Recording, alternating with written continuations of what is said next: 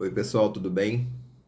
Aqui é Marcelo de Jagum e conforme eu disse no meu último vídeo, eu vou falar um pouquinho, eu queria comentar um pouquinho sobre o ocorrido no início do mês com uma grande Yalorixá que foi um pouco massacrada nas redes sociais. Queria deixar bem claro que isso é minha opinião, então eu não tenho obviamente, nenhum interesse em dizer que eu estou certo ou errado. Não, é a minha opinião. Primeiramente, queria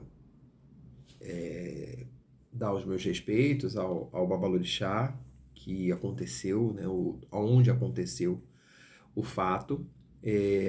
Não o conheço pessoalmente, porém sei o quão sério ele é, pelo menos pelas postagens que eu vejo, pelos comentários que eu vejo em relação à vida dele, de sacerdotal, enquanto sacerdote, obviamente. Porque é muito complicado quando a gente é babalorixá ou yalorixá, que seja, que as pessoas acham que nós temos que expor a nossa vida pessoal.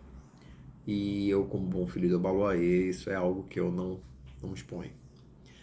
Mas enfim, então eu vi que a postura que ele adotou foi uma postura muito sensata. E aqui eu gostaria de dar o meu dedinho de prosa sobre isso. Bom, o fato, né? Vamos ao fato. O fato aconteceu onde o vídeo que aparece, primeiramente, eu tive contato com o terceiro vídeo, aonde ela aparece, a Yalorixá, ela aparece adentrando a casa e falando que ela chegou na África, que teve uma recepção de mais de 15 mil pessoas e que ninguém olhasse torto para ela, porque ela já tinha tempo de santo, enfim.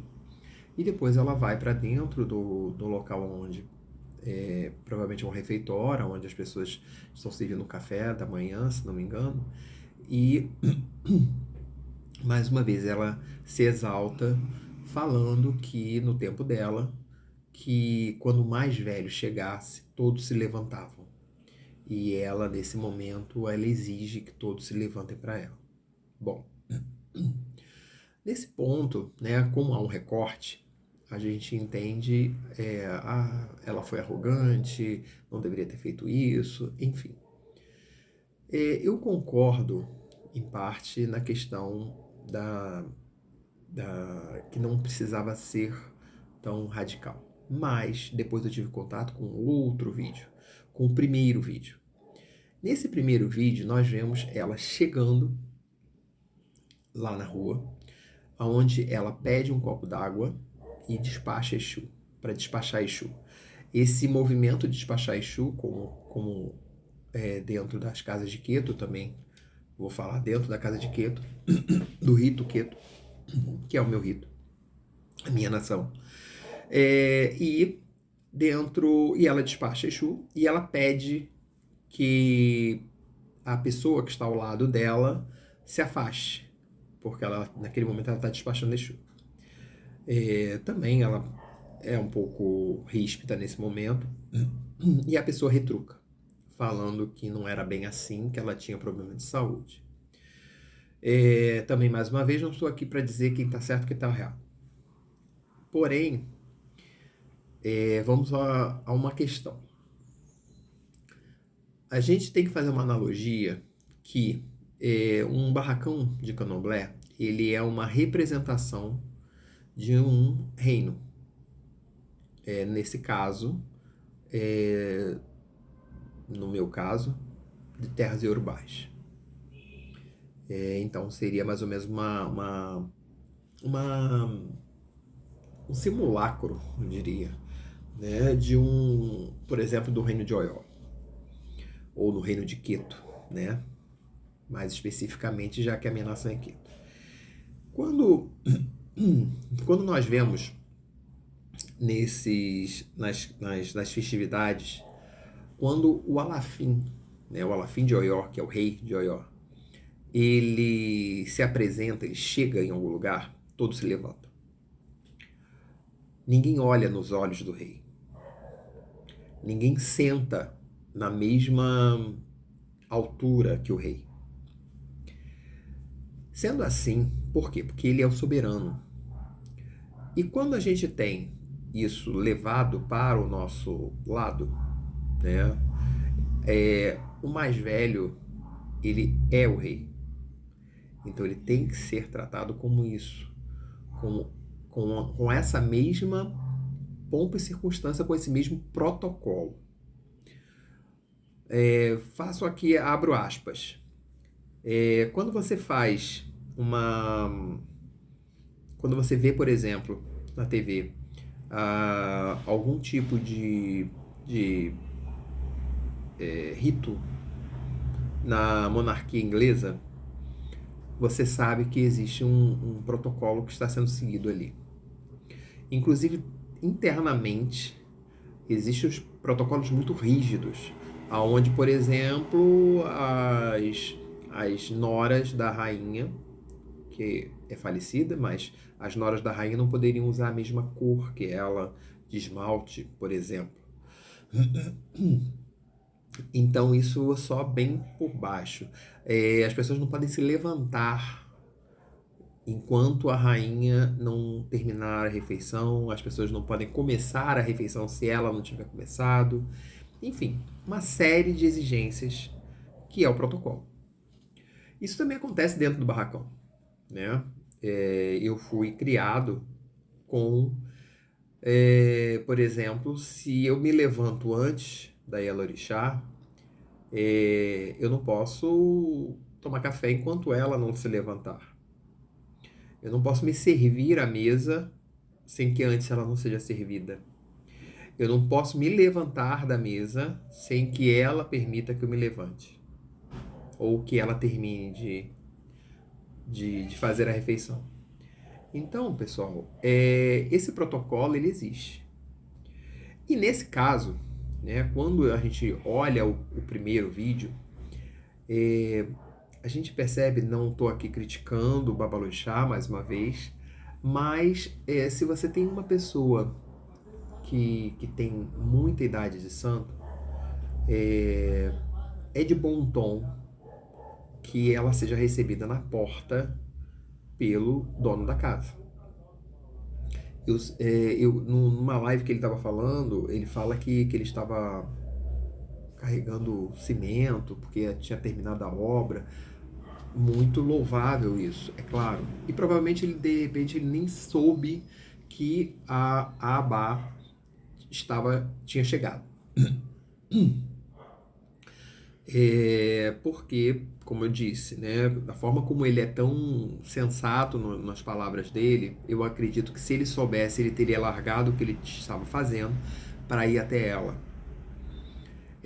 Mas na visão dela, ela já foi colocada de lado nesse primeiro momento. É como se ela não tivesse a importância ali naquela casa que era devido a ela. Então, por a questão da idade, ela já começa a ficar chateada.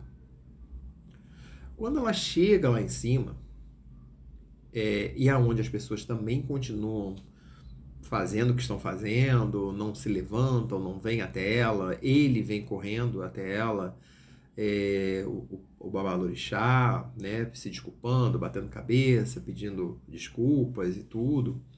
Então ela ali, ela fica mais ainda em ebulição, o ânimo, né, os ânimos dela.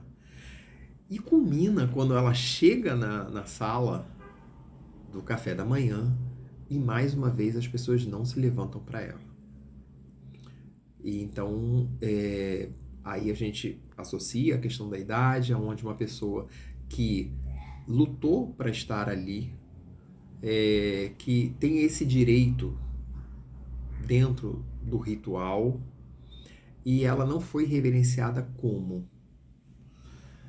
Então a gente precisa entender que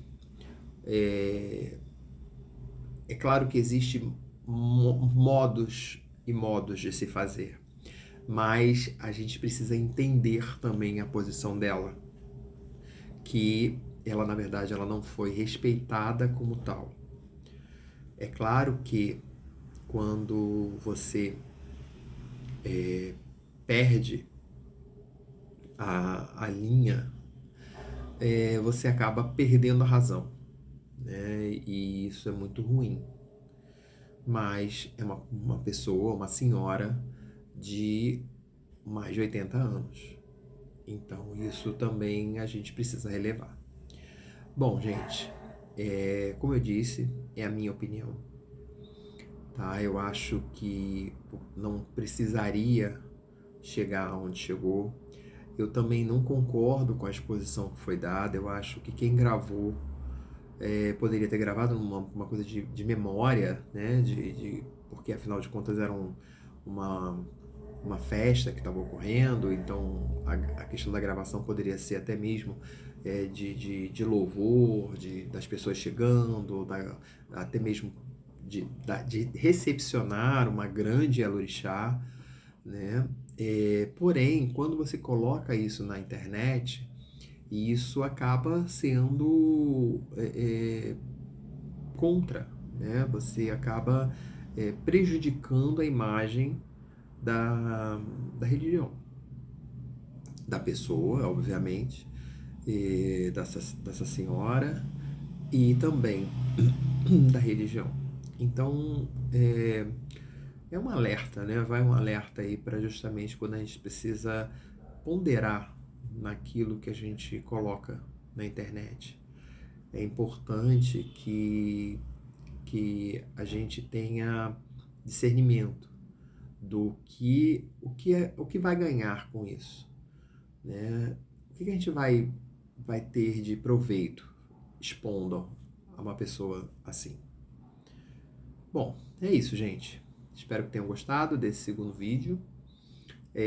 A minha ideia é colocar os vídeos falando um pouco sobre a nossa religião, sobre filosofia, sobre os orixás, enfim.